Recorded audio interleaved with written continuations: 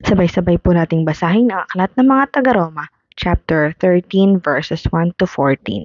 Ang bawat tao ay dapat pasakop sa mga pinuno ng pamahalaan sapagkat walang pamahalaang hindi mula sa Diyos at ang Diyos ang nagtatag ng mga pamahalaang umiiral.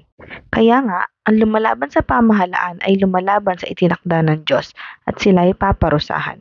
Ang mga pinuno ay hindi dapat katakutan ng taong gumagawa ng mabuti. Ang mga gumagawa lamang ng masama ang dapat matakot. Kung ayaw mong matakot sa mga namumuno, gumawa ka ng mabuti at pararangalan ka nila. Sila'y mga lingkod ng Diyos para sa ikabubuti mo.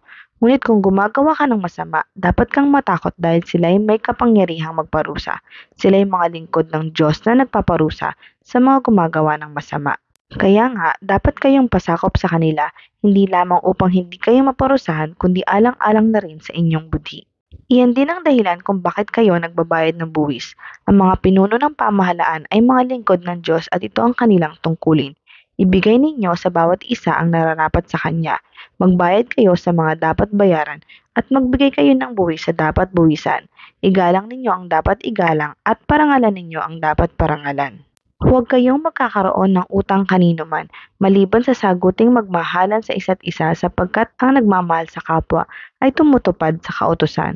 Ang mga utos gaya ng huwag kang mangangalunya, huwag kang papatay, huwag kang magnanakaw, huwag mong pagnanasa ang maangkin ng pag-aari ng iba, at alinmang utos na tulad ng mga ito ay nauuwing lahat sa iisang utos. Ibigin mo ang iyong kapwa, gaya ng pag-ibig mo sa iyong sarili.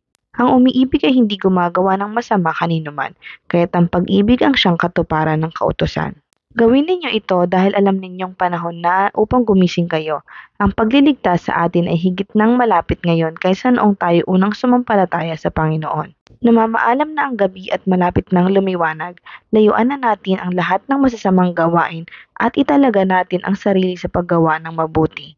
Mamuhay tayo sa liwanag at huwag gugulin ang panahon sa magulong pagsasaya at paglalasing, kalasuan at kahalayan, sa alitan at inggitan.